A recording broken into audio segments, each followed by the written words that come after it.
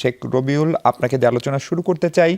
আজকে আপনার দলের সিনিয়র নেতা আমির খসরু মাহমুদ চৌধুরী স্পষ্ট করে দুটো জিনিস বলেছেন। একটা হচ্ছে যে বিএনপির আসলে প্রতিপক্ষ কারা। একটা প্রতিপক্ষ তো অবশ্যই আওয়ামী লীগ, কিন্তু তাদের ফিজিক্যাল উপস্থিতি দেশে নাই বা তারা নির্বাচন করতে পারছেন। আর একটা প্রতিপক্ষ উনি বলছেন যে যারা এখনকার মাঠে প্রতিপক্ষ তারাও বিভিন্ন সময় আপোষ করেছে, এবং তিনি পার্থক্য করে বলছেন একমাত্র বেগম জিয়া ছাড়া রাজনীতিতে আপোষকামিতার উদাহরণ সবারই রয়েছে।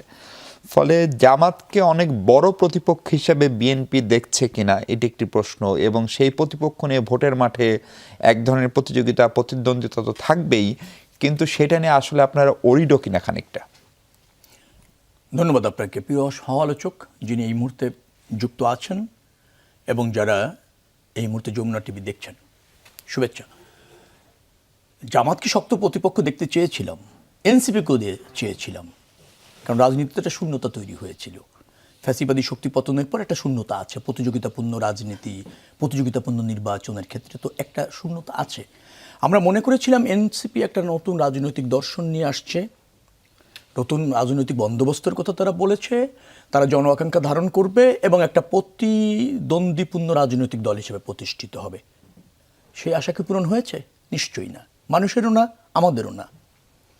জামাতে ইসলামও একটা শক্ত প্রতিপক্ষ হবে ভোটের রাজনীতি, এটা আমাদের প্রত্যাশা ছিল, কিন্তু দিন যত যাচ্ছে জামাতের মধ্যে হতাশা দেখছি। এখন রাজনীতিতে আপনি জনগণের উপর আস্থা রাখবেন না, নির্বাচন নিয়ে এখনও শঙ্কা বলবেন, এখনও বলতে চাইবেন পাতানো নির্বাচন হতে যাচ্ছে। তাহলে কি প্রক্রিয়া স্বচ্ছ নির্বাচন হয়? কোন ব্যবস্থাপনায় নিরপেক্ষ পাওয়া যায় একটা অন্তর্বর্তীকালীন সরকার, নির্বাচন কমিশন এবং আইন শৃঙ্খলা রক্ষাকারী বাহিনীর এখনো পর্যন্ত যে ভূমিকা, অথবা যে ভূমিকা আমরা প্রত্যাশা করি সেই লক্ষ্যে তারা যেভাবে কাজ করছে, আস্থাটা এরপর আর রাখবেন কোথায়? আর প্রতিদ্বন্দ্বী এরপর আর খুঁজবেন কোথায়? অর্থাৎ আমি আবারও বলছি, জনগণ যতই বিএনপির দিকে হেলে যাচ্ছে, ঝুঁকে পড়ছে, যারা একসময় অপপ্রচার করেছে, নিজেদেরকে একমাত্র রাজনৈতিক শক্তি হিসেবে দাবি করেছে, অথবা এও ভেবেছে যে জনগণের আস্থা তারা পাবে, সমর্থন তারা পাবে, এই লক্ষ্যে তারা কাজ করছে, কিন্তু দিন যত নির্বাচনের আসছে, জনগণ যখন বিএনপির দিকে হেলে পড়ছে, তখন তাদের শঙ্কা বাড়ছে, দায় চাপানোর চেষ্টা করছে, নির্বাচন হবে কিনা সেই সন্দেহ প্রকাশ করে, আবার ধরেন পাতানো নির্বাচন হয়ে যাবে কিনা সেই শঙ্কা যারা প্রকাশ করে।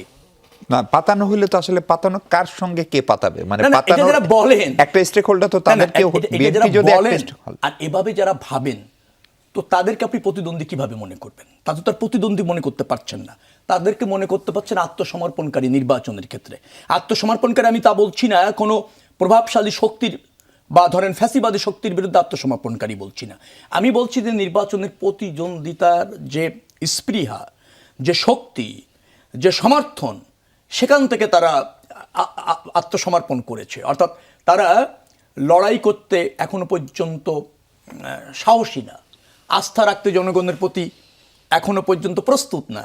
এই জন্য বলছি যে সেই জায়গা থেকে আমরা বলছি যে শক্ত প্রতিপক্ষ তো জামাতকে ভাবতে চেয়েছিলাম, কিন্তু ভাবতে তো পারছি না। রবি ভাই, মানে কোনো কারণে কি মানে মনে হচ্ছে যে আপনার একটু ওভার কনফিডেন্ট, অথবা ধরেন মানে আপনার কোনো শক্ত প্রতিপক্ষ নাই যেমনটা আপনি বলছিলেন, সেটা কি অন্যদেরকে একটু আন্ডার এস্টিমেট করাও হচ্ছে কিনা? কারণ ধরেন আজকেও একটা ছাত্র সংসদের নির্বাচন চলছে, 32 ঘন্টা চলছে, আমরা এখনো ফলাফল ঘোষণা করতে পারিনি সবগুলো ছাত্র সংসদের মতো, এবং সেগুলোতে কিন্তু আমরা ওই দলের যে তারা সরাসরি ছাত্র সংগঠন বলে না, কিন্তু তারা একই রকম ছাত্র শিবিরের একটা বড় ধরনের উত্থান দেখতে পাচ্ছি। আর কোনো নির্বাচন হয় না এই সরকারের মনে। ফলে সেইটা নিয়ে জামাতের নেতৃবৃন্দ যদি দাবি করেন যে যেখানেই ভোট হয়েছে সেখানে তারা ভালো করছে, সেখানে বরং বিএনপি ভালো করতে পারেনি, তখন কি বলবেন? না, আমরা সেই দাবিকেও তো অগ্রাহ্য করছি না, অথবা ধরুন তার সাথে বিতর্ক তো যাচ্ছি না।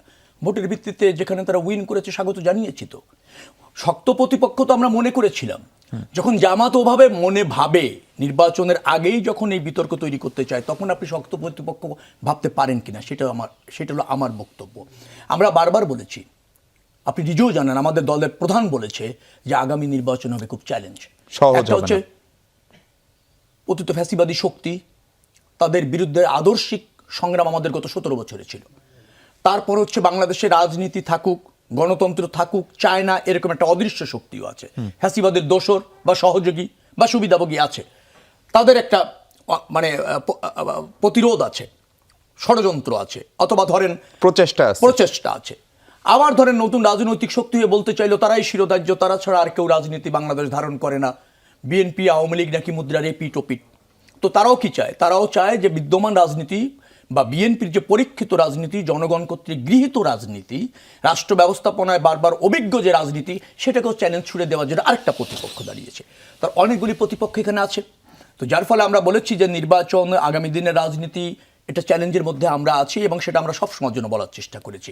আমি বলছি নির্বাচন যত ঘনিয়ে আসছে, জনগণ যত বিএনপির দিকে ঝুঁকে পড়ছে, অথবা বিএনপির সরকার গঠন করুক এই মানসিকতা নিয়ে যখন বিএনপির পাশে দাঁড়াতে চাইছে বা চাচ্ছে, তখন অন্যান্য যারা প্রতিযোগী আমরা মনে করেছিলাম বা নিজেরাও যারা নিজেদেরকে শক্ত রাজনৈতিক প্রতিপক্ষ না, শক্ত রাজনৈতিক শক্তি মনে করত, তারা যখন একেবারে knocking at the door election, সেটাকে নিয়ে যখন আবার পক্ষপাতিত্বের কথা বলে যে নির্বাচন অনিশ্চিত, বলে যে নির্বাচন কমিশন অন্তর্বর্তীকালীন সরকার প্রশাসন ঝুঁকে পড়েছে কোন দিকে, তো তখন তো আমার কাছে মনে হয় যে প্রতিদ্বন্দ্বিতার স্প্রিয়া হারিয়েছে, অথবা ধরেন তার মনোবল হারিয়েছে। আর মনোবল হারার একটাই কারণ, জনগণ কর্তৃক প্রত্যাখ্যিত হয়েছে।